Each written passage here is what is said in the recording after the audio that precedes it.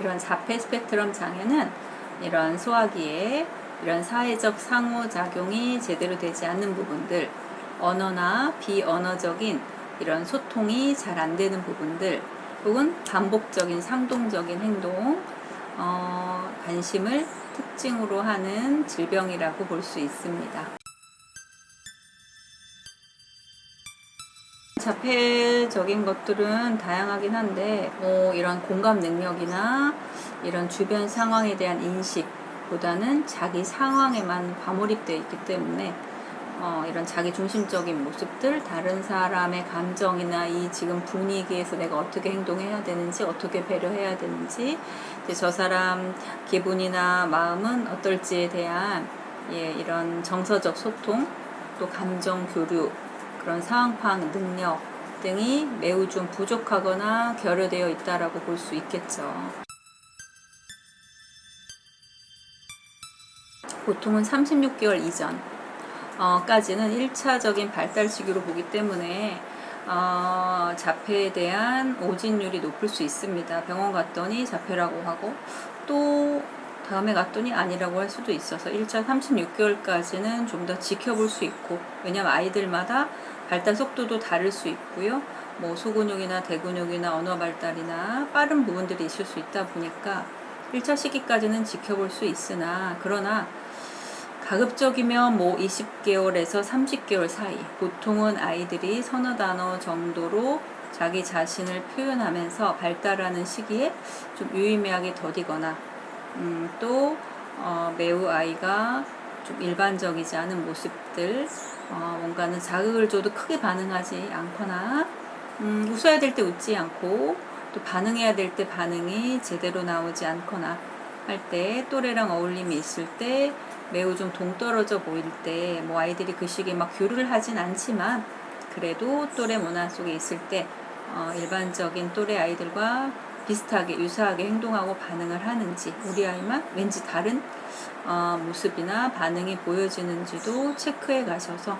언어 발달이 꼭 유창하지 않더라도 자기 의사를 뭔가 이제 옹알이라도 표현하려고 하고, 제스처라도 표현하려고 하고 하는 일반적인 발달 성장의 모습을 보이는지는 유의미하게 좀 지켜보시고 체크해 보시는 과정이 필요할 수 있겠죠. 당연히 있죠. 이럴 때 우리가 이제 이중 특수아동이라고 하기도 하는데요. 자폐적인 부분만 본다면 일반적으로 사회에 적응하거나 대인관계 하거나 또래관계 하거나 융통성 있게 사회에 적응해 가는 것들, 또 발달적인 속도들이 매우 일반적이지 않은 춤에 있음에도 불구하고 유독 한 분야에 있어서 수학이든 국어든 뭐 운동이든 예술이든 이런 부분에 있어서는 굉장히 뛰어난 능력치를 발휘하다 보니까 그 부분에 대해서는 영재 성향, 그러니까 특정한 부분에 대해서 뛰어난 능력을 보여주는 부분들의 아동들을 영재 아동이라고 하거든요. 모든 분야가 아니더라도 특정한 분야에서 매우 독창적인 능력을 발휘해서 뛰어난 뭐 만들기라든지, 뭐 이제 퍼즐이라든지, 뭐 이제 수학이라든지, 이런 집중력이라든지, 암기 능력이라든지 어떤 능력에 대해서 특별하게 두각을 드러내는 부분들을 영재 성향이라고 보는데,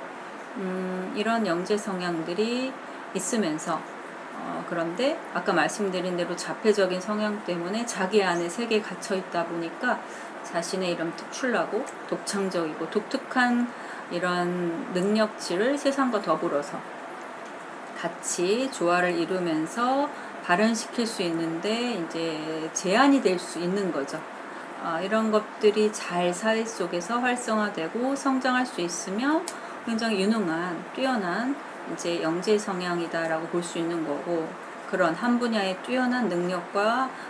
성향은 갖추고 있으나 이런 자폐적인 성향 때문에 자기 안의 세계, 자기만의 틀, 자기만의 룰 안에 갇혀 있어서 세상과 더불어서 자기의 능력을 확인받고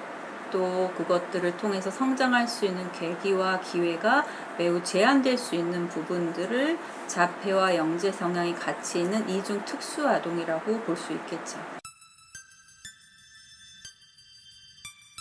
이런 자폐성이 있는 아이와 이런 영재 성향이 동시에 공존하는 현상들이 많이 발병하게 되는데, 이런 경우에 이제 부모는 굉장히 당황스러울 수밖에 없겠죠. 부모가 영재 성향에 많이 포커싱을 하시는 경우가 있으세요. 대부분 부모들은 내 아이가 어떤 좋은 점이 있다, 잘한 점이 있다 하면 이제 그 부분을 계속 더 길러주고 꺼내주고 싶은 마음이 일반적이지, 뭐가 안 되고 있다, 부족하다라는 건 크면서 저절로 좋아지겠지. 아이, 뭐 이렇게 잘하는 부분이 있는데 뭐 그런 게 꼭 문제가 되겠어? 라고 좀 간과할 수 있다 보니까, 그래서 실례로 이런 자폐적 성향과 영재 성향이 같이 있는 이중 특수아동인데, 이런 자폐 성향을 무시한 채 부모님이 영재 성향만 이제 끌어내 주셔서 결국은 영재 성향도 소멸되어 버리고, 이런 사회에서도 같이 교류하는 것 자체를 아이가 포기해버리는, 그냥 자폐 성향만 남아버리는 자기만의 세상으로, 안전한 곳으로 그냥 숨어버리고 안주하려는 모습들로 보이는 경우들이 대부분 있다 보니까, 반드시 이런 이중특수 아동일 경우 영재 성향과 자폐 성향이 같이 보여지는데, 대부분의 부모들이 간과하고 영재 성향만 쫓아가고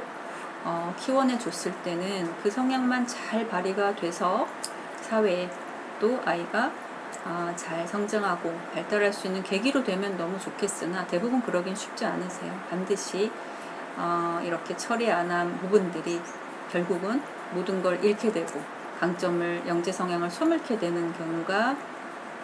당면하게 되어 있으나, 부모는 그렇게 당면되기까지, 완전하게 보여지기까지, 완전히 아이가 철수되기까지 이런 자폐적인 성향이나 아이의 약점을 인정하지 못하는 경우들이 대다수 많이 있다 보니까, 그런 부분들이 매우 안타까운 부분이고, 치료적 시기 또 같이 세상과 더불어서 영재 성향을 같이 소멸시키지 않고 활용할 수 있는 기회와 치료적 시기를 놓쳐버리는 경우들이 너무 많다라는 것들이 안타까운 부분이라고 할 수 있겠죠. 이런 영재 성향과 자폐 성향에 보였을 때는 당연히 영재 성향도 살려주셔야 되지만, 자폐 성향에 대한 치료, 그리고 가족과 본인에 대해서 나의 이런 자폐 성향에 대한 이중 특수적인 부분이 있다라는 것에 대한 인정과 인식이 매우 중요한데, 대부분의 부모나 아이 자체에게는 그런 부분들은 알게 하지도 않고 괜찮은 거야 라고 무마시키거나 덮어버리고, 부모 자체도 받아들이려고 하지 않거나 사랑으로 돌보면 돼, 내가 치료해 줄 수 있어, 이렇게 인정 자체를 못하다 보니까, 치료는 자기와 자기 아이에 대한 진정한 이해와 이런 이중적인 모습을 인정하는 것부터 시작이 돼서, 밸런스를 맞춰가기 위해서는 영재 성향에 대한 적극적인 촉진과 발달도 중요하지만, 자폐 성향에 대한 인정 그리고 적극적인 치료로 밸런스를 맞춰서 이중 특수적인 영재 성향과 자폐 성향을 잘 치료해 가면서 놓치지 않게끔 개발시켜서, 궁극적으로는 이 사회 속에서 아이가 철수되지 않고 어우러질 수 있고 행복한 영재로 성장할 수 있도록 돕는 과정들이 필요할 수 있겠죠.